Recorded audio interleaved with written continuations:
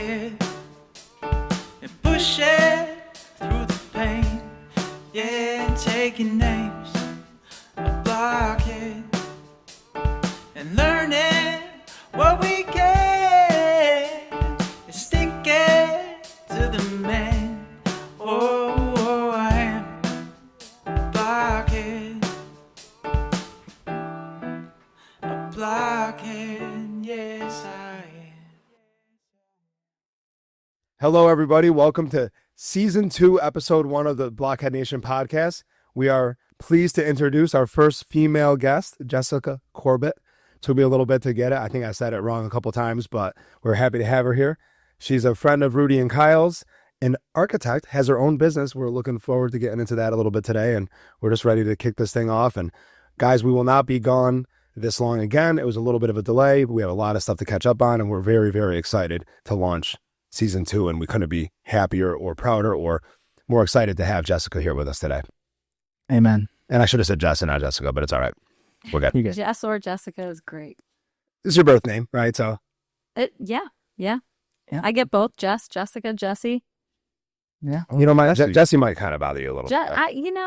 I had a coach that called me Jessie, so it's near to my heart, but it's usually Jess. I want to talk about coaches and mentors during this episode. So, yeah, as Don said, Jess is a good friend of Kyle and I, and we grew up together. We went to Wacona, right? Mm-hmm. And since then, we haven't talked much or seen It's been a while. each other. It's been a long time, but Jess is off doing her thing. And Jess, you want to tell us about what you're up to and, what got you there? Sure. Yeah. So I grew up in Dalton with these guys. Went to college in Boston. Went to Wentworth Institute of Technology. And during that time, my mom moved out to Phoenix, Arizona. And so I moved out there as well. And my sister followed us out there, and been out there for, Jesus, how long has it been? We're getting old. 12, 13 years. Wow. Has it been more than that? But yeah, I've been an architect for a really long time. Went to school for architecture. Feel like it's been part of my life for a long time now. And about 5 years ago, I started J.Cor Architecture. And we're up to, there's 3 of us full time. We've got a summer intern, and yeah, we're just cranking away. Did you always know you wanted to be an architect? No, I think I was really into horses when I was a kid. Really, really big into horseback riding, which I think that the work ethic definitely was great for me in my career. But yeah, my parents were pretty adamant about me going to college, and they were pretty set on me not riding. What is it called? Esquarian or something? Equestrian. Yeah. Yeah. Esquarian. You, Esquarian. I didn't want to be a professional jockey and try to win, that would have been wild. Yeah, being a professional jockey. I'm probably small enough, maybe. But did you do You gotta be really short. You did like the horse riding where they jump over stuff, or like the leap over the... I mean, that's definitely what I remember growing up with Jess. Is she was always like big into horses, and it's not easy like riding them. It like takes a lot of skill. And, Oh yeah. like, I guess, or I don't know. Yeah, it was a lot. It took a lot of my time for sure. But And just that bonding with the horse, right? Yeah. I mean, it's a big animal. you don't get that in a lot of other sports, right? So yeah. It's amazing that, horses have really paved the way of history. They have a special bond with humans that I think goes like almost overlooked these days, because people are, really obviously on the dog train. But so much of like civilization has moved forward because Horses have always been good, man, like big time, yeah. It's amazing, but people now, it's more of like a hobby, right? And did you have your own horse, or was there something that you... Yeah. What was his or her name? 6th grade. His name was Paco. Wow. And how long was Paco around for in your life? Oh gosh. 7 years. I think I got him when I was maybe 12, 6 or 7 years. Sold him when I went to school. But But yeah, it was a really big part of my life. Was that hard to like sell him? It was hard to sell him because I was just in the throes of it. You know, it was hard to give that up and go to college. I had horses I just sold them a year ago, and that wasn't as hard. It was almost like it was my decision this time. Yeah. So, So you got out of college, you were at an architecture firm prior to starting J.Cor, and you were out in Arizona at that time too. And then when you started J.Cor, you also had a ranch at that time, or were operating an equestrian ranch, correct? I did, yeah. I thought you still did all this. Like, I thought you still had horses. I still have the ranch, but no, I sold them. I sold both of them about this time last year. How much time does that take for you to have a full-time job and have a ranch? Like, what does that look like? What's your days look like? I mean, especially in Arizona in the summertime, it's so hot. I was getting up. There was a time when I was getting up at maybe 4 a.m. to ride at least one of them before going into the office, and then working all day. And I did for a little while have like high school and college students coming out and helping work with them, but that was also kind of a liability. Then you got to oversee them, yeah. Yeah, you had to oversee that, yeah.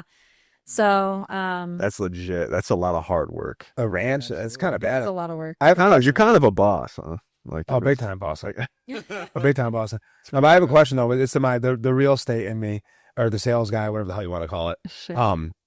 Do horses, like, do they appreciate over time?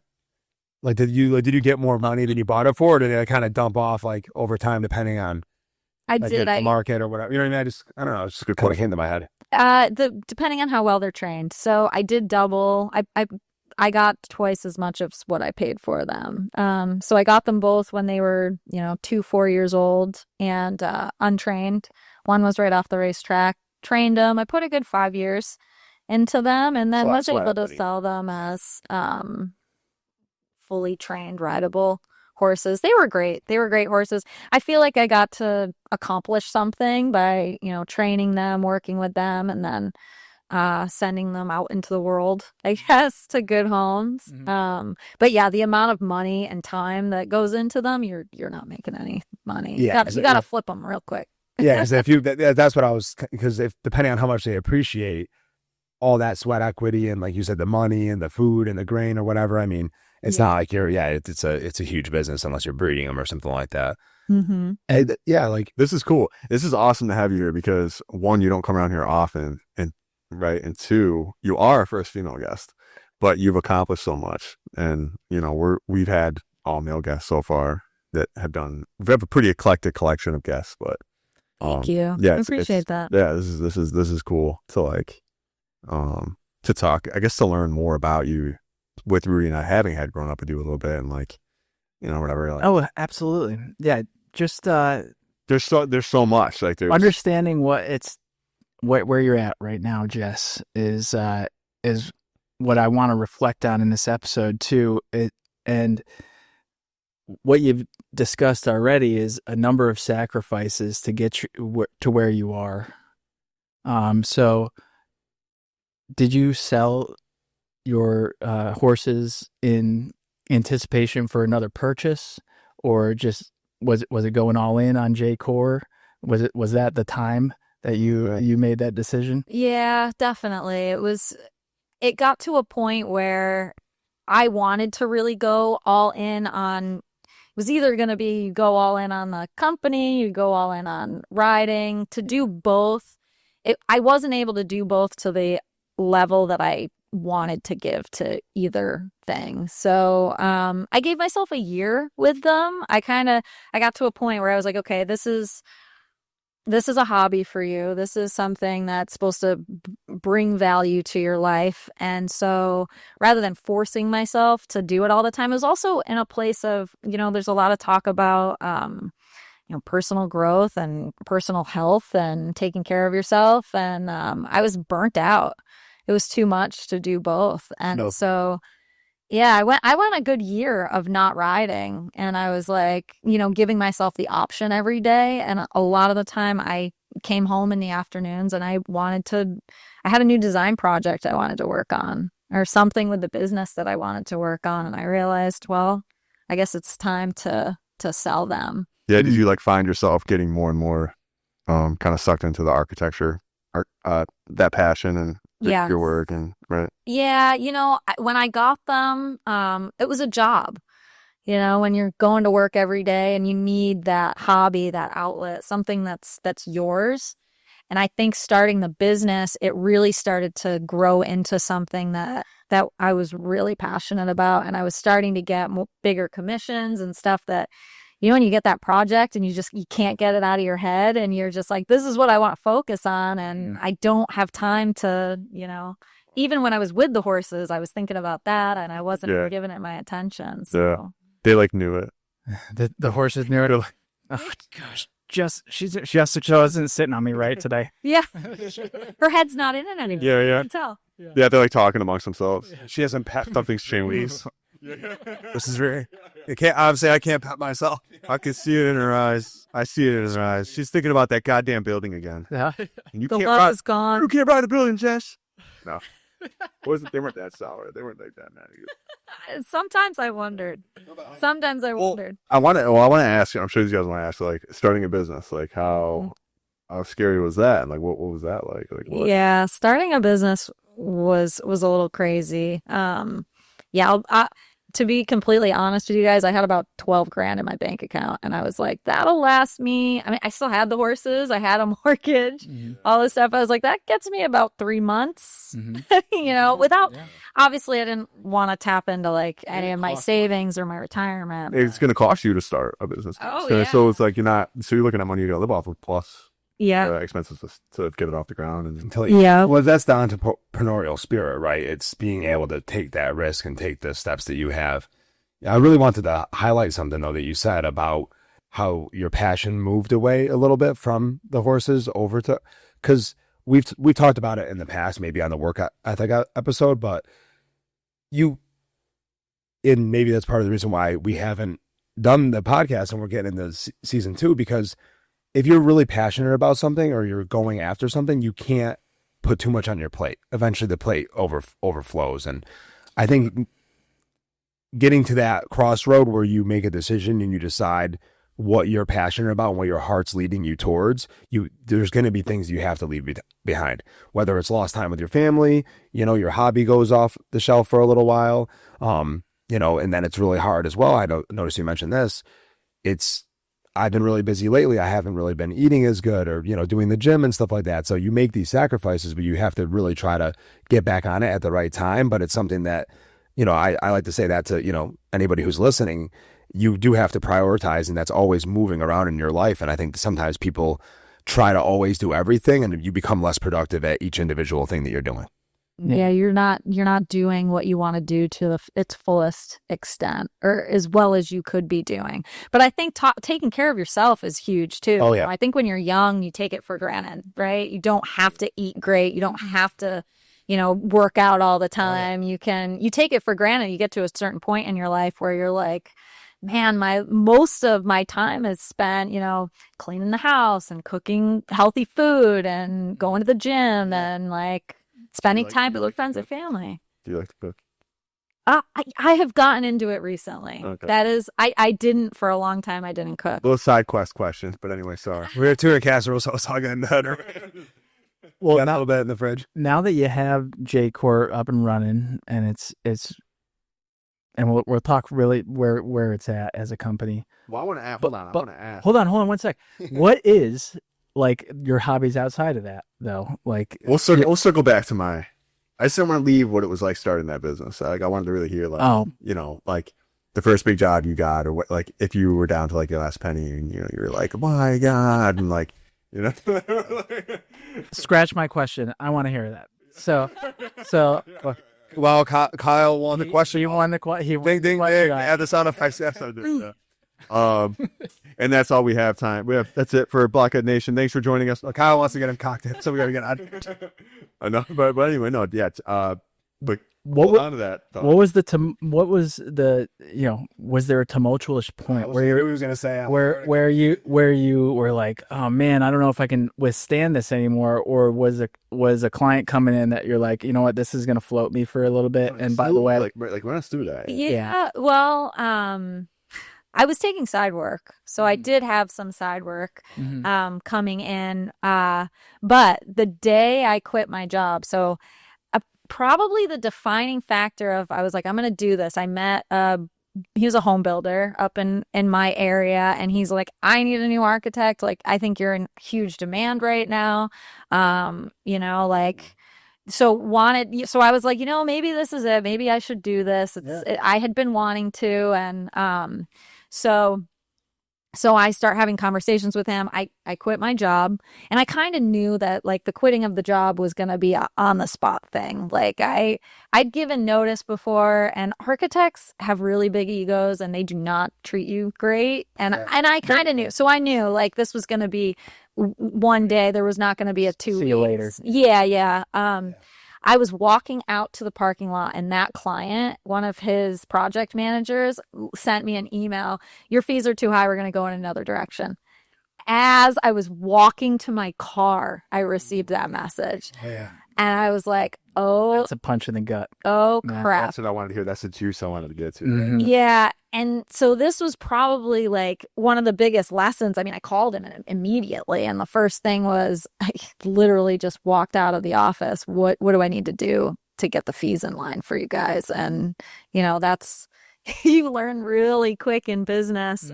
That were they like? Oh, yeah. They're probably beat you pretty good though. They did, yeah. They It was, kind of like led you into it, and then it's a bit of point of desperation. So there, yeah, right. yeah, it was rough for sure. But I mean, it was a first client. It was a first client. It was a first job, and probably maybe 2 months. I do remember that first big job. And it was one of the projects that just merited the Gold Nuggets, this past few weeks ago. What's the Bull Nuggets for the? So it's a residential award, ceremony. Oh, cool. Nice. Yeah. And it's is it like a global or is it a national thing? Like, I believe it's global. However, most of the entries are in the home builder world in the Southwest. It hosts at the Pacific Coast Builder Conference every year. So home builder industry is nationwide. And then each state or each region has their own kind of version of it. Yeah. So Southern California is a really big design hub for the home builder industry. And so this is their residential awards that they have every year. All your work is residential then, I assume. For the most part. Maybe some commercial stuff. Some commercial, yeah. You have to have a focus, right? So, it's really... I don't want Rudy's question to go by the wayside. No, screw that question. No, because this is interesting. It's really cool, yeah. I want to know, like, so now that you're into it, you've actually gotten an award for that first client's build. Is that accurate? So now that that's happened, how has your business grown? Like, was there is it mainly word of mouth that gains you business, or are you doing a marketing campaign type deal? So up until now, it has really been relationships and word of mouth. Absolutely. Yeah. So that client, I think I met the very first one. I met him out on Lake Pleasant. Everybody was hammered, and he was like, I need an architect. And I was like, okay, here we go. I'm one. I do that. Yeah. And the one that we had the award with, those guys came through from through a mutual contact that I had, and we had both worked together in California. He had stepped off to start his own design company, but he wasn't a licensed architect. So he had brought me in. He would do the design. I would do the construction drawings. And we'd been doing that for a few years. But I started the company in September. I think November, he called me and said, "Hey, I have a client up in Utah that needs an architect." They had in-house architecture, but they just weren't able to meet all of their goals. So they were the first big one. We came in and we probably revamped their library of maybe 10 homes, and then we did this townhome project that was all new design, and that was really exciting. That was the first one where I was like, okay, I feel like we're getting somewhere. Yeah, but it was definitely a progression from, you go through all the stages. You start off and you're really just a consultant. When it's just you're not a company yet. You go from side work to, okay, I'm full time, but I'm a consultant. I'm working with architects. I'm working with designers. I'm working with builders.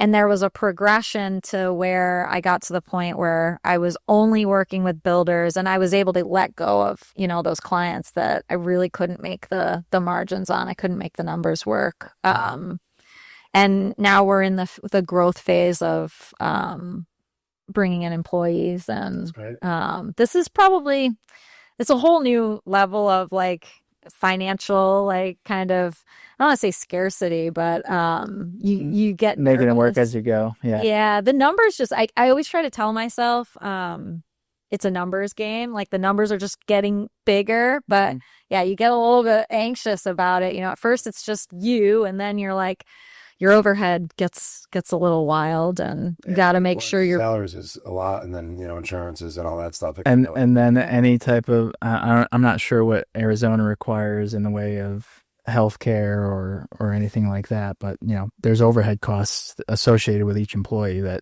isn't included in salary, right?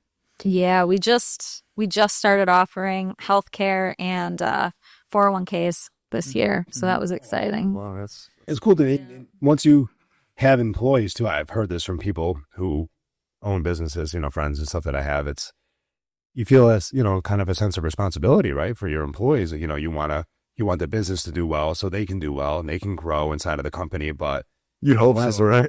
But the last thing you want to do, of course, is like let somebody go or have things dissolve, and then somebody's left without a job, right? I mean, especially in a smaller organization like you have right now, as you build it up, I'm sure you guys get pretty close to each other, right? Absolutely. Yeah. It is. It's nerve-wracking. You're like, this person, because you remember what it's like, right? When you're an employee and this is your life, this is where all your money's coming from. And it is a lot mentally. It always has been. That was probably the biggest surprise for me, was how much time I had to focus on my mental health and keeping my brain from overreacting. So what are your like tricks then? I mean, do you like to go for walks? Do you like to go to the gym? All right, this will be my question. This will be into the question though. Okay, so like, I won't take your question. So what are the hobbies that keep that mental health intact? 100% Rudy. I had nothing to do with that. Thank you, Donny. Bring it back, Rudy's. Walking for sure. Walking is like really the only thing that I could just stop and do. Even going to the gym, you kind of have to prep, you have to drive. But at any point I can get up from my chair and I can go for a walk and I can get my thoughts under control. I have a dog that I love to hike with. Yep. And that was another thing with the horses. It was much easier, and I would rather just take the dog out, clear my head, without having to, go ride or saddle the horse up. And I needed to be in a good mental space for them. And what I needed was something where my mental space could just kind of like, sometimes you just need the thoughts to run through until you get your thoughts together. Yep. You get your bearings. Yeah. So when you go for a walk, is it just getting your thoughts through and having that time of silence, or do you like to like listen to music? Do you listen to a podcast? How long do you typically walk? Like, what does that process look like? Because I know when I walk, I like to listen to podcasts. Or you're just mindful of like, or taking calls even. Nature and your surroundings. It depends on the situation. Yeah. So I love music. I have that creative side that music really relaxes me, but I can only listen to it if I'm calm. So it doesn't necessarily calm me. Usually if something happens or I'm upset or I'm spinning, I need to just I have a process of letting the thoughts run until I get to one where I'm like, okay, like this is the correct thought, right? Because your brain will spin out and you kind of know, you like, okay, I'm spinning out, and finally you get to that, like, you got this. Like, everything's going to be okay. Mhm. Like, you kind of wrap your brain around whatever the situation was, and you get there eventually. But like, and it takes a little bit of spinning. that happens less and less frequently for me. Like, I'm like, golly, this is tough. Oh man, it's never gonna end. And I'll go for a walk, and it's still never ending. Yeah. So I mean, I guess you really you have to be conscious of that, right? Mm-hmm. Just and just maybe focusing on something else at that point. I think I'm learning like things are never quite as bad as we make them out to be, right? In our own minds, yeah. But the epiphany moments for me have become less frequent, and I don't know if that's because of my my habits of bad things, or just just my age. So those walks that you take, are they like typically a half hour type deal?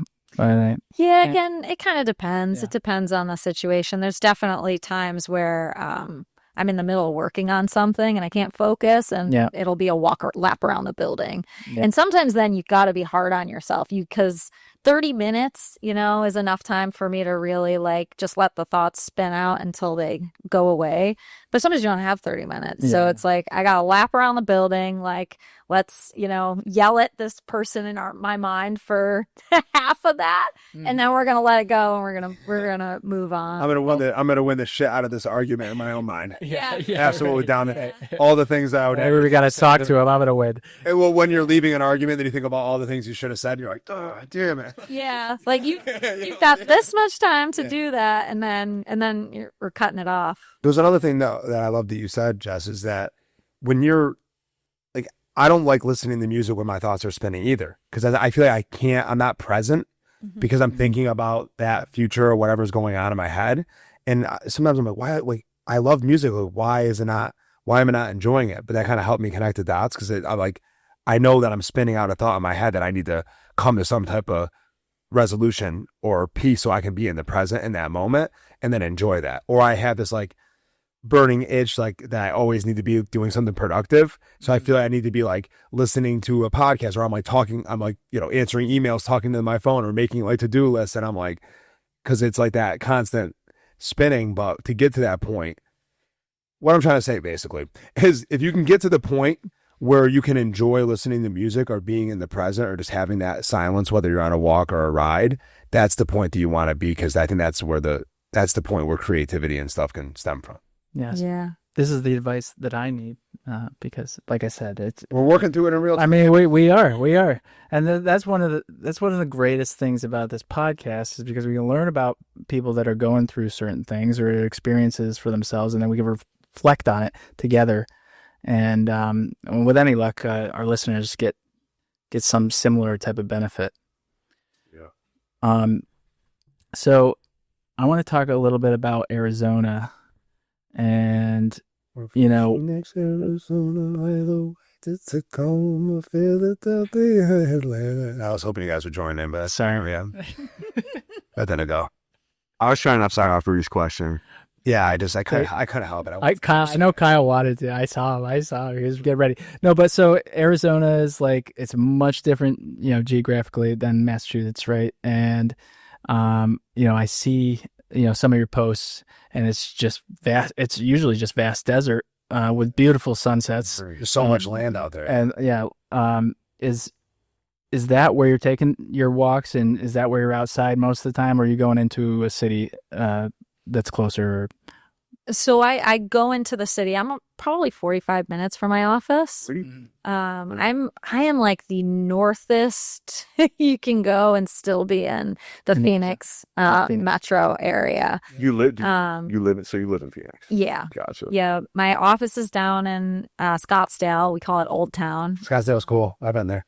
I went to the Waste Management Open a few years ago. It's cool. Nice. Oh, yeah. I was there this year. Waste management is fun. Yeah. That's Did you go to the whole 6 or whatever it is? Did you get to sit over there? Oh, 16? 16. Yeah. 16. No, you know what? We just had general admission. We just kind of wandered around. You got to be really on top of it if you're gonna. You got to get there at like 5 in the morning. Oh, It's just too much. We ended up leaving early when I was there because it was just so hot. I mean, I can't do this anymore. And it wasn't even I don't even think it was like a crazy time of the year. I'm just like, this I need to. Yeah, it was February. I'm too hot. I'm dying here. I was burning. I'm like, I can't believe these guys. Like, telling you, those guys are better athletes than you think because walking out there in that heat or whatever, getting blasted with the sun all day, they have to walk. I mean, I know they have somebody carrying in their bag, but that's a freaking pain in the ass. I know they do a lot of construction at night because of the heat. Yeah, In Arizona. Do. Yeah, for sure. that's one fun fact I know. But So you play golf, correct? But is it more on a work basis, or do you really like? Yeah, I'm not very good. I was invited to a tournament one year. And I love telling everybody the story because I thought that we were sponsoring a hole. I thought that we were handing out booze. And I found out the day before that I was going to be golfing. And my friend at the engineering company, she called me. She's like, we still need a fourth person. Do you know of anybody? And I'm like, fourth person? Are we golfing? And she's like, yeah. And I was like, yeah, you are our fourth person because I don't know how to golf. And she's like, I don't know how to golf. I'm like, perfect. You're stuck with me. It was a little wild. love golf. Oh yeah. You said they're rent clubs. That you end up buying clubs and all that stuff just to kind of have them. I've just been renting them, but Yeah. this past year, I actually had a great time at the tournament, and it was just such a fun thing to do. Yeah. Also, all of the water in Phoenix seems to be at the golf courses, so now I know why everyone goes golfing because I'm like, this is beautiful. There's a lake, it's grass. It's the only place in Phoenix where there's any I grass. said, I don't know how they Golf courses. How do they get grass to grow? In 120 degree. Yeah, I've been in places that's like that, high desert, up in Colorado. I'm like, how is there grass up here? It's everything else is barren, and then it's just beautiful course. Yeah. But that's a good lead into what the fun stuff, your social life down there. What do you? Oh gosh. What is life like for Jess Corbett? in Arizona. First of all, it was Scottsdale.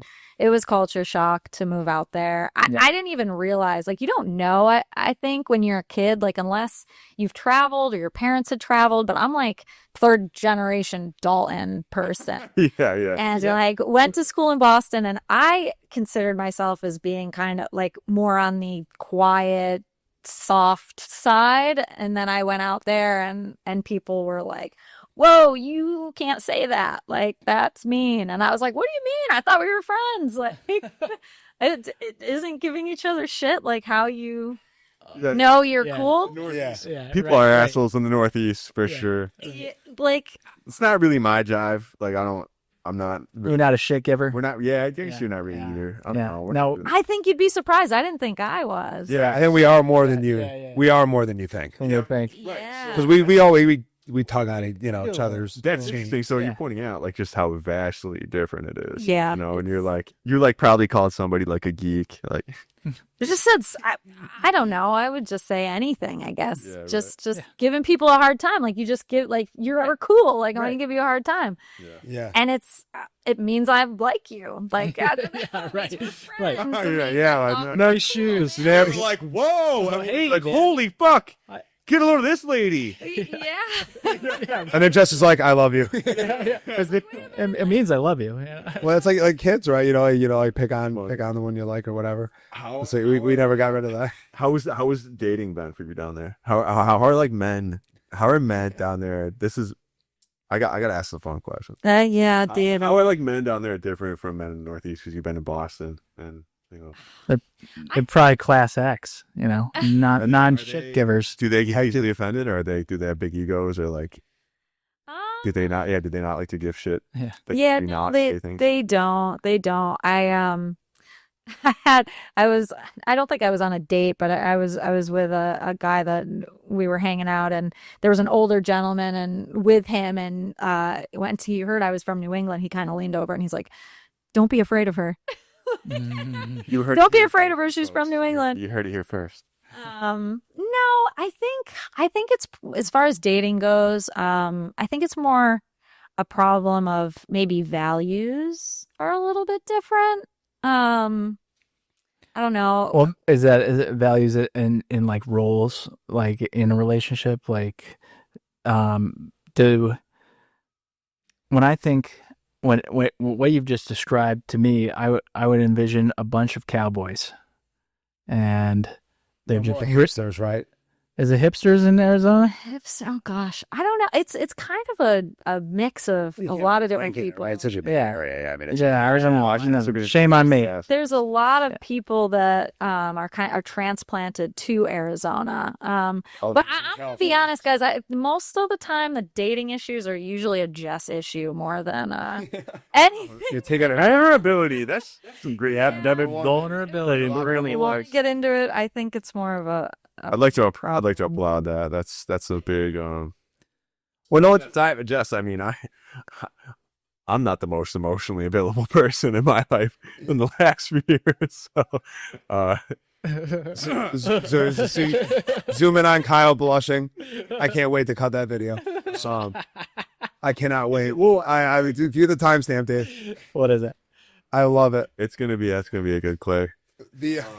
Is it like? Do you feel like it's more like superficial because it's like it is kind of like a big metro area, or it can be pretty superficial, yeah. Is it hard? Absolutely. To make genuine connection. Yeah, I think so. I think a lot of people I meet that really want a relationship. I was seeing somebody who I met not on a dating app. We just met at a networking event, same industry, and more organic. They were ready to go. Like, how old are you? Like, you gotta have kids in like 6 months. And I was like, okay, like, I don't know about that. I don't like to move that fast. So things you don't say to people, to women especially. Yeah, the one on the list. Yeah, I think I either get one or the other, but I usually connect with people that are doing what I do, which is just really ambitious or starting a company and just busy with life, and that doesn't always add up to having a family or anything like that. So it's probably been recent for me that I decided to picture what my life would look like with that, because I think you just grow up assuming you're gonna have a husband and a family and all these things. Yeah, it's kind of like imprinted in culture as you're growing up. That's it's probably somewhat in your being too, right? You know what I mean? You can kind of feel some sense of that. You know what's cool though about the different cultures, like, because Arizona's pretty far away. I mean, it's farther away than like different countries, right? I mean, I'll never forget when I drove up to Canada for the first time, and I went to a gas station right over the border, like 5 hours from my house, 4.5 hours from my house, and I go into the thing, and it was like pints or whatever instead of gallons. Yeah, and I'm like, oh, can I have like 4 pints? And the guy's like, what do you whatever. I can't speak French, but he's literally speaking in French. I'm like, he didn't know what I was talking about. I'm like, this is 4 hours from my house, and this entire like little town, they speak French. Yeah. But anyway, just even how far away certain places are in the country. That's interesting. It's really important, and this is obvious and it's cliche, but I'm going to say it anyway because I love saying cliche stuff. It's very important to travel or live different places because you learn a lot more about humanity, I think, because you get to see how people kind of settle in and how different areas of Massachusetts are so diverse, right? So, and different in the way that people talk, the way that people interact, and then you go across the country. It's pretty neat, and I think that it does kind of broaden your perspective on things a lot. Absolutely, a lot of all different types of people. I think we kind of, I don't know, people in the Northeast are kind of like, we're all kind of the same. We all kind of fit in. We all kind of talk the same, and you go somewhere like Phoenix, Arizona, or Southern California, and it's just a whole melting pot of people. Yeah, and you got to watch what you say. Mm-hmm. Yeah. So, as far as your projects go, you got one in Utah. Where are the majority of your projects? Are they in Arizona, or are they spread out? So Arizona, Utah. We've got a big one going in Nevada soon, hopefully, and then a lot in Southern California. Yeah. Southern California. SoCal. Yeah, it's a beautiful area, but I mean, the place is just absolutely getting rocked the last like 10 years. I feel like fires and all this crazy. It was like, I mean, it's still like San Diego and stuff. Even for people our age, I heard it's like the That's Just love sunshine. I love the ocean. The weather's fabulous all the time. all the time. Well, it rains every single day up here. I'm like, why did our ancestors settle in the Northeast? What a crock of shit. Are you serious? It rains every 2 days. They didn't have planes. I mean, right. So lately, it's real. Yeah. Get the horse, equestrian. Horse. Yeah, I get that one. Equestrian. We had rain for like 12 Saturdays in a row. Yeah. It's making me want to like literally smash my head off. Saturdays have not been for the boys. It's been for the rain. Yeah. Yeah. No, So up bad. here. I love it. It's been awful though. I literally it rains every weekend. And all I want to do is golf. So then I got to golf during the week. But then it makes it hard to be productive. I'm not a golfer, but I want to get out on my paddleboard and I want to get on the lake and I want to like walk. Well, you're right there in Hinsdale, yeah. Yeah. Well, I want to like travel around with it too. Put it on my car and like go. Do you have a rack? I do. Yeah. Well, I'm going to put it on. Cool. So. Sorry, what was that, Jeff? I was just going to say it's kind of the hope that we can break out of the traditional 40-hour work week so that, when it is Tuesday and the sun comes out for the first day in 10 days of rain, people can just be outside. Yeah. Mhm. Do you love being outside? I do. I would assume. Yeah. Yeah. I've noticed, I've found it, I get a little like claustrophobic when I come back here because I usually come in June and it's usually rainy. I need to get better at coming in like July or August when it's really hot back in Phoenix because I'm going to get home and it's going to be summer all of a sudden. But yeah, I'm really used to my back patio doors are like always open and it's very vast, like where you see a lot of the photos. That's like my backyard. Yeah. So, Beautiful. It is beautiful. I'd imagine it's very hot. So like you said, people want to get out of that 40-hour work week, right? Is there some tech that architects are using? Are they embedding AI at all into their projects, or using tools that have AI capabilities to help build out models or help with design maybe? AI is really interesting. I use it most as of right now to navigate the building code and to get better at the programs I use. I would love to see it simplify some of our drafting programs. And I hope that it will get to that point. But right now, I think the biggest benefit for me is if I've got a new project or we're doing a building code analysis on it. Or codes are tough, yeah. Yeah, there's a lot of them, especially California's got their whole system of their own code library. So like I had an employee text me earlier today asking about, do we need to include this? And the first thing I did was go into ChatGPT and ask for the code section because I want her to look it up. I give them the answer, but then I want them to go ahead and look it up themselves so they get used to learning, being able to go find the information. And that was the first thing I did. And I sent her the screenshot of ChatGPT to just kind of show like, hey, you can do this too. Like ask the question, and it's all, you don't ask ChatGPT what the answer is. You ask it, what is the code section I need to read to get to my answer? That's really helpful, and asking it questions on how to do stuff in the software. Why that distinction though? And it might be like obvious, but that's interesting. Like, why do you make that distinction? Oh, without just like asking how to ask it, or how you. Well, I think there's a lot of information out there on the internet that ChatGPT is pulling from. Right.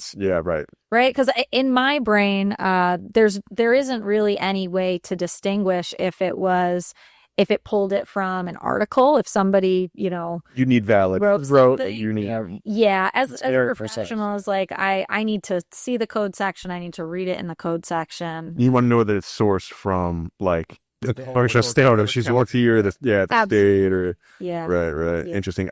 Code didn't occur to me when it came to architecture until you started talking about it. It's the most important part. That's like one of the main architects, but well, actually, so I'm starting the class tomorrow. I failed the test. Part of the reason vulnerability, Don. It's okay. I'm trying to get my construction supervisor's license. Oh yeah. So you need to obviously pass that ridiculous test. The contractor's license? Yeah. And it's the code section. So it's an open book test, but there's 5 books and you like cut out the index, but you only have 2.5 minutes per question. There's 80 questions. and you have to look up the code and try to answer these questions. It's really hard. Like, Yeah. it's Yeah. damn near Especially impossible. So I'm taking the Especially class if again. you're not in construction, on your day job. Yeah, exactly. You know what I mean? So it's, I just feel like so far away from you. Like I don't know things about you anymore. you don't call me, dude. This is, I don't. bad. I know. We should We should gotta catch up. just stop now. I just feel like we we should get that cocktail. used to be So let's wrap it up. used to be so much closer. That's something as far as moving away, like that it's really been on me to make sure I keep the relationships in my life, Yeah. especially the ones, some my three closest friends live here and they have kids and families, and I definitely feel like it's on me because I'm the one that left, to make sure Responsibility, yeah. That's, to make sure to make the phone calls. And now, I mean, at this point, it's mutual. We're Do you feel like Keep- they reach out to you too? Yeah. Okay. oh, Sweet. absolutely. Okay. Good. Yeah. It is mutual, but Reach out to Jess. yeah. Her friend or, Jeff, or Lee, and give her a you know, ring. You've even seen her and whoever. in your life, just reach out, shoot a message. Yeah. Just Drop a comment. anybody. Viewers, reach out to Jess. Well, We'll drop her business email. You can totally flood that bitch. And no, to that point. no, not To that point, though, like thank God, Jess, you reached out to us, or vice versa, right? I mean, just like to get this together. It's so important to cultivate those relationships because you never know, and we're only here for a finite amount of days, and Yeah, that's a really like, what am I trying to say? That's just a very considerate like thing to like. it's a human thing. You're like, I'm gonna make sure I reach out to people. Like, you want to take ownership, right? Like if it's something that's important to you, you can take that ownership. Which is a reflection of like a very good, thoughtful quality you have, like right, like And we've talked about it too in our past episodes. It's just so important, and it's so beneficial not only for you, but that person that gets that text or that call that hasn't heard from you in a couple of years, and just that time. It's so valuable, and it lasts. It lasts, until the next time you call. You never know when somebody needs that text message or that call either. You know what I mean? Sure. Maybe they're, they need that message. But Yeah. yeah, that's my biggest fear about moving away is that, I have like a lot of people and family and stuff. Like I said, I was just at my aunt's house today, saw my mom, saw my cousin, saw her daughter, and it was just cool. And I think of like if I did it or me and Gina did it, in our 20s and we moved away for a few years, but I feel like we would end up back here. And I just don't know at this point if I can move away because of how much, I see family and friends and stuff like that. But do you feel any like thing pulling you to potentially ever come back this way, or are you pretty solid in your roots where you are now? I think about retiring back here. Yeah. Yeah. I mean, I'm pretty set in building my company where I am in Arizona. And, obviously I want to be there for my mom and take care of my mom, and she lives out there. But, that's something you think about when you're like, am I not necessarily going to have like my own family? Like I would want to be back here, That's cool. when I'm older, to be close to my closest friends, and kind of they become family a bit. Sure. Very good distinction. Because once you have your own family, it really doesn't matter where you are, because that's kind of the vocal point. Everything else comes second to that, I feel, right? And you're obviously out there with your mom, which is great. So being able to connect with people and make the trips. I live right next to people, or we live a few hours from each other, and it's Kyle if hasn't I been see people once a year. Kyle hasn't been to Boston. It's not that much different. You could live in Southeast Asia. Wouldn't make a difference. Well, I like bit that we're would talking run. about this too, because it's the number one thing in building a company is relationships. Yeah. And you asked the question about having a marketing strategy, and up until now, like I do think about it. People will kind of get on me about Instagram or that kind of thing, and I was very thoughtful in our brand and putting our website together, but all of my work has come in through relationships and referrals. And that has just been so important, to be able to pick up the phone, call people, be personable. You can't constantly be selling to people. You have to just build a relationship Gotta with them connect. and Yeah. show passion and show, vulnerability.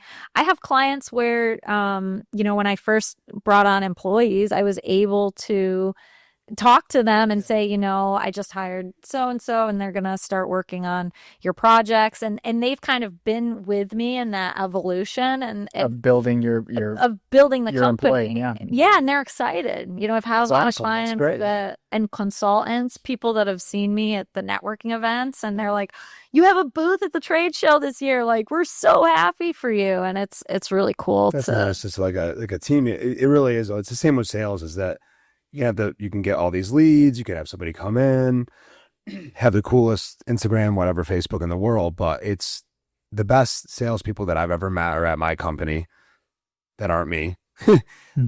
Which I'm saying better salespeople. They have the best relationships, and they just bring them into all these different businesses and different companies and introduce them to other people, and they don't even have to cold call people or anything, because it's that network of people that they built up over the course of their career. And that's what I'm working on now at this stage of my career, but it's definitely the best way to go. And anybody who wants to be an entrepreneur or gets into it, that's the number one thing, is to build the relationships in your ecosystem of what you want to do, because that's what's gonna be the foundation, the blocks of the entire operation. Because you're just not gonna. You see about all these companies on what is it, Shark Tank and stuff like that. Yeah, they're always sold 100,000 of our things because one of their posts went viral, right? But it just boom, by now, because it doesn't have a foundation underneath it, and that's the foundation that you're talking about, and that's part and parcel why you're so successful, and we're so proud of you. Thank you. It's really the small firms. I see it in my work as a consultant. My company has like just under 13 consultants right now, and my boss, I admire him because he was able to build that pipeline through those relationships and keep those jobs coming in, and it's really hard to do, especially when you're doing that and you're doing architecture or design at the same time. He's doing implementations while at the same time trying to maintain that pipeline and those relationships. It's really hard to do, and you really have to have a passion for it. You need to, when you were talking about like sort of thinking about that stuff, when you're doing other things like riding horses, like I'd imagine I'd really enjoy riding horses, and not think about anything else. But at the same time, like if like music for me, for instance, that's my flow state. I'll sit there for hours producing a song, and time will just fly by. I won't even know where it goes. That's beautiful. That's a good sign. That's a sign that it's actually right. It's just a sign that's well. Maybe we'll put a little whiskey river on the front of this bad boy, or on the back of it. I have a couple. I'll get you guys. I want to finish them. I want them perfect. You're too much of a perfectionist. Part of the beauty of music is the little bit of or anything. Yeah, I do that with writing too. Like I fixate on little things. It's like, just fucking write. Just keep writing. Yeah, and let it spew out. Poetry, right? Go back and refine it later. You know what I mean? But me and Gina are still waiting for that song. Well, that's a great point. So, Jess, like if you like, it's unbelievable. I'd imagine you want it perfect.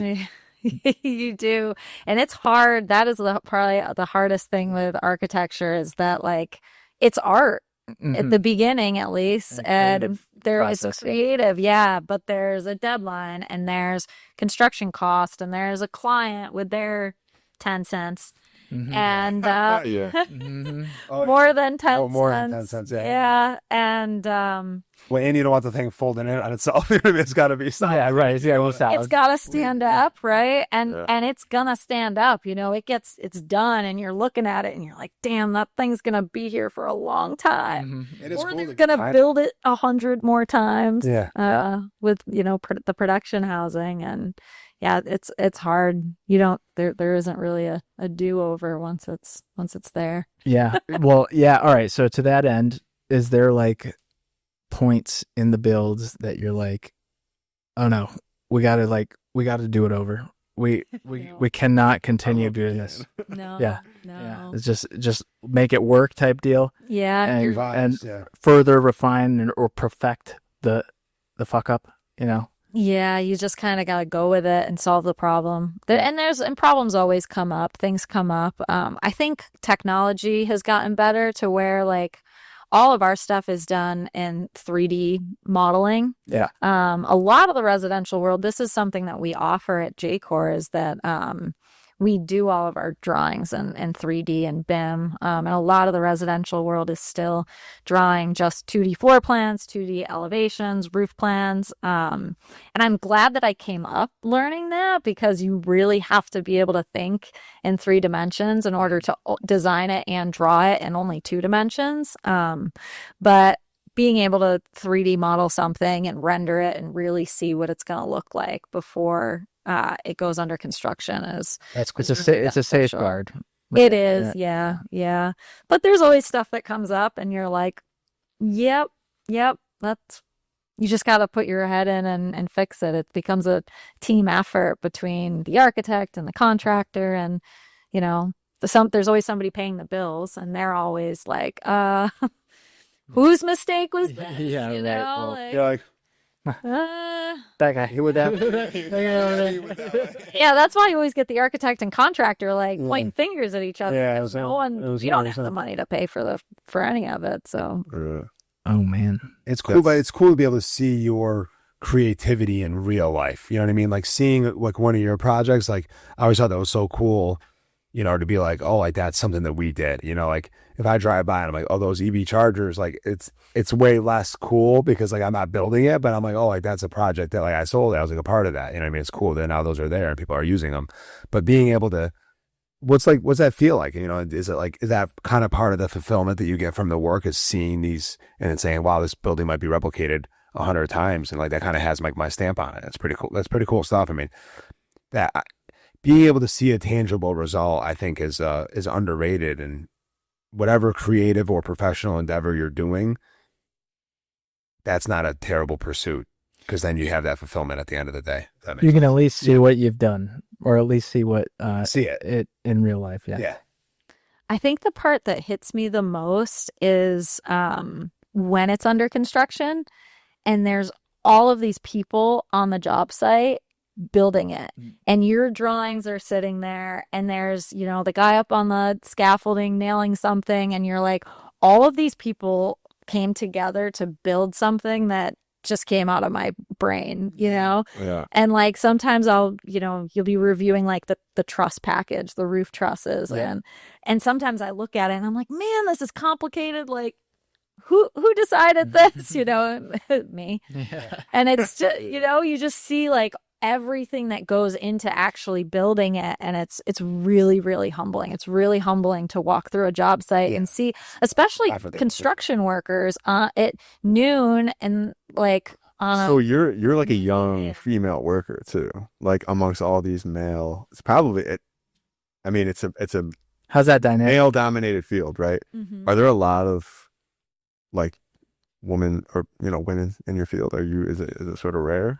It is rare, but it's getting a lot better. Yeah. It's getting a lot better. Yeah. I imagine you have to be confident and like in confronting or assertive.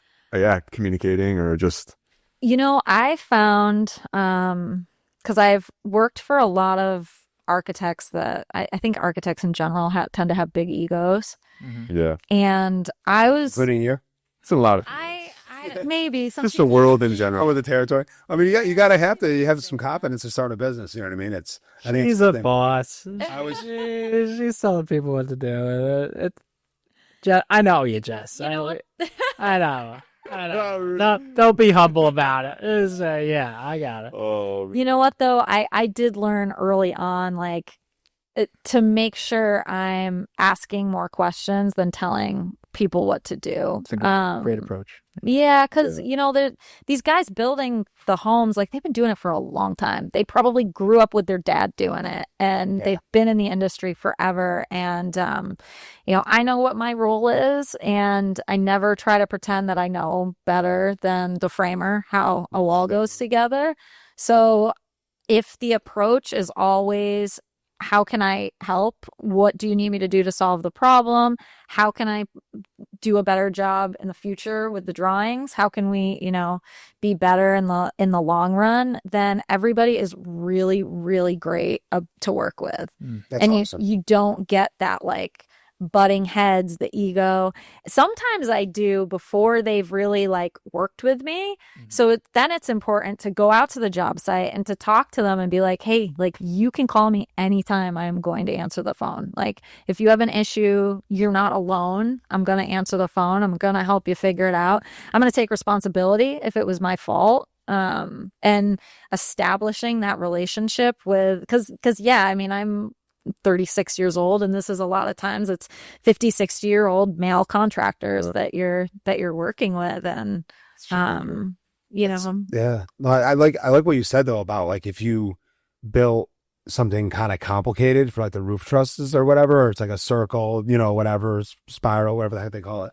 I should probably know that if I'm studying for this test. Anywho, but like, you're like, wow, like that was a cool design in my head, but when I have to, see where that's located on the building and how they actually have to build that, like there might be a better way for them, because this is really kind of bottlenecking the project a little bit because of how complicated that is in reality to make those cuts or to, to put something like that in. Mm-hmm. Yeah. And yeah, it's humbling, but it must happen. Yeah. I've worked too at two very different companies. So the first one I worked at was a firm that specialized in production architecture, which is a lot of what we do. And that's the tract homes that you see. And these homes are so efficient. They have to get the pricing down so that people can actually afford to buy them, because it's a lot of like first-time home buyers.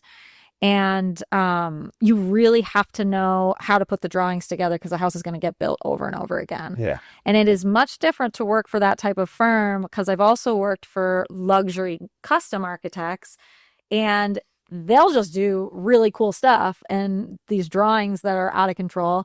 And the contractors, they get into the construction process and they're like, I don't know, like how do we do this? And then you start really getting into the budget on the construction administration side, because nobody really knows how it goes together. And so when I started my company, I really wanted to be a luxury design option that utilized cost-effective construction detailing, so that the homes were really thoughtful in how they were put together, and it wasn't all this custom detailing, because you can do a really beautiful, well thought out home and it doesn't have to be crazy structural gymnastics. It can be thoughtful and also cost effective. That's really cool.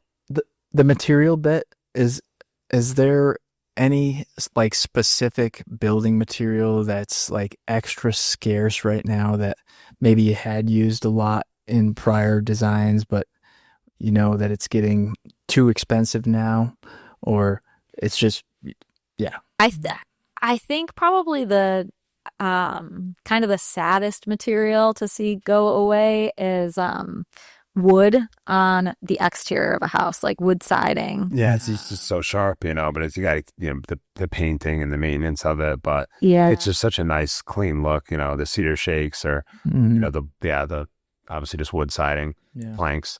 Mm-hmm. The wood's so much cheaper now. I mean, I see all these houses that were built like in the 90s and early 2000s, and they're falling apart, but you get a house that's built with that old wood with all the rings. Cheaply made now. It like basically breaks your saw going through it, because the wood's so strong. It's like concrete, and the new wood is just like, it's just not the same. Have you seen any?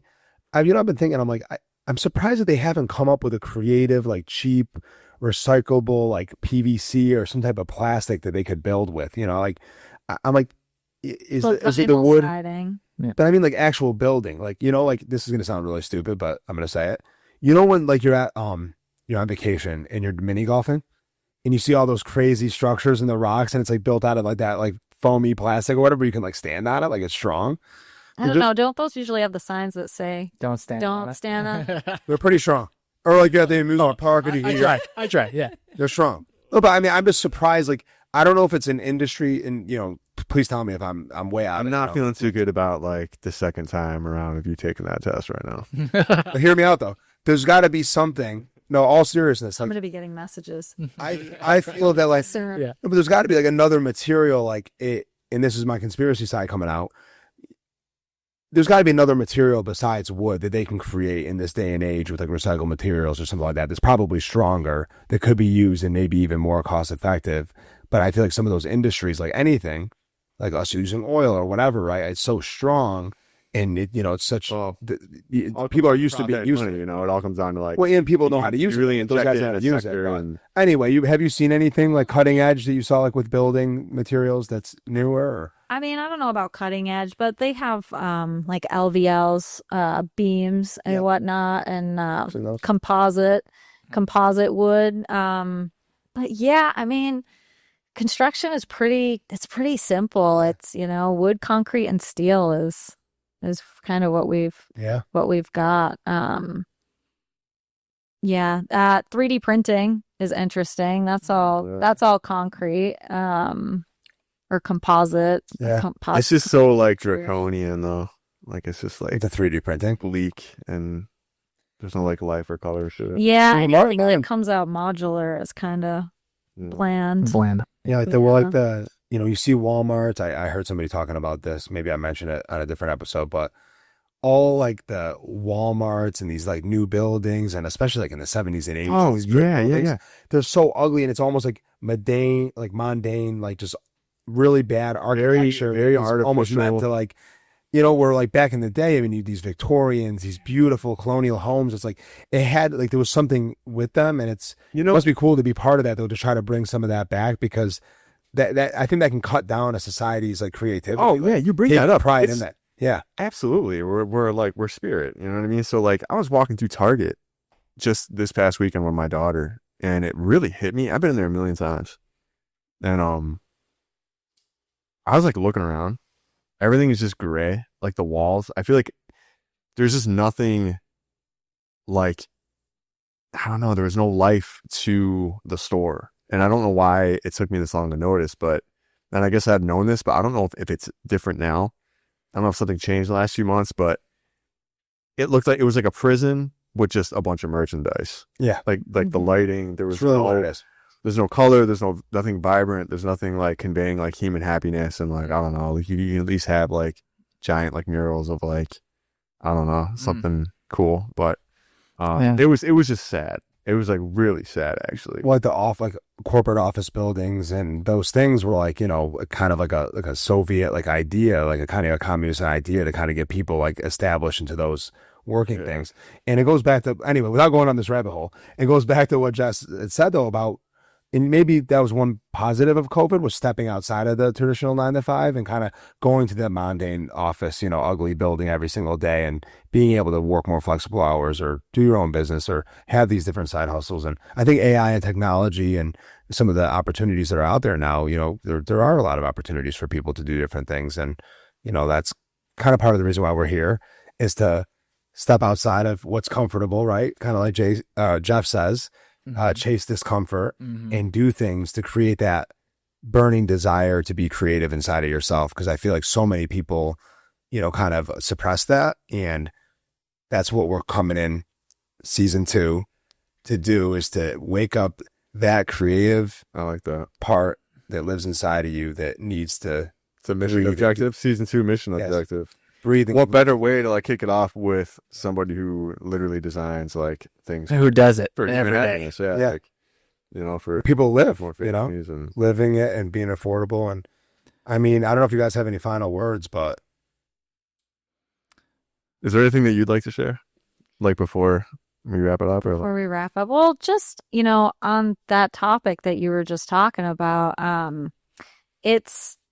we have a hard time finding subcontractors that can build interesting things. The carpenter that spent all that time on the Victorian detailing of those homes doesn't really exist anymore. Yep. And I'll get on my soapbox with this, but like, I really think people getting passionate again about work. Like, we talk a ton about work-life balance, and like everybody wants, it's almost like people are working to live rather than really finding that artistry in what they do. Living the work. Yeah, just being passionate about what you do and yeah, doing something that you enjoy to do every day that doesn't feel like work. Like when I go to work, it doesn't feel like work. Like I've designed my business to a point in my life to where like I don't feel like I need to have work-life balance. Like I have a great social network, and sometimes that's, the structural engineer that I grab happy hour with, but yeah, just I would love to see more people taking pride in what they do and helping to create a world going forward that starts to kind of bring back that, beauty that you see. I love that. I really do. It's a great message. It's an unbelievable message, because going back to the contractors who used to build these beautiful buildings, those guys, those guys, we grew up with them, some of them are our grandfathers or our uncles, Right. and they worked their asses off every day, but they took pride in it, and they built something, and they got to see that and come home to it every single day. There were more bakeries, small businesses, because people did that every single day, and They loved bacon. Right? Yeah, built, had their farm, built their garden, and it's just a simpler time. And I think making things less complex, going back to a simpler time and taking pride in what we do, I think that's beautiful. Yeah. And just to kind of wrap up where you asked, the first thing you asked me was if I had always wanted to be an architect. And my grandfather was a carpenter and an artist. Yeah. And he like really embodied that, what you're just talking about like really caring about detail and craft. And I contribute the fact that I can draw to him, and like that was how I knew I wanted to go into architecture. I was really inspired by him and who he was as an artist. He's touching. Yeah, I like that. That's amazing. Yeah, no, it's a beautiful way to end, and I'm sentimental. I'm going to bring everybody back to reality. This takes a lot of hard work, though, too, right? You can be very passionate about something, but there's going to be risks, and there's going to be hard work behind it. And Jess, throughout the episode, you've talked about that. So I think, if people can, really hone in on what they're passionate about, and focus on that, and maybe the society's not set up that way, and we certainly don't have the time a lot of times to think about that before we're forced into providing or making a living or paying bills. But if we can consciously think about that every once in a while and say, is this really what I like to do? What can I do to maybe go down my passionate route? And what type of work do I have to do to get to where I want to get to with that? The world will absolutely be a better place. And I wish society was set up that way, but it takes an individual to start going the path that you want to go down. So beautiful episode, Jess. Thank you so much. I think we have a lot of good stuff in here that people are really going to latch onto. If you love what you do, it's not work. It's not work. Amen. And keep building block by block. It's good to be back. Block by block. We'll be back. Thanks, Jess. Thanks for having me, guys. You're the prettiest guest we've had so far. Just wanted to say that. Absolutely. Blockhead, yes,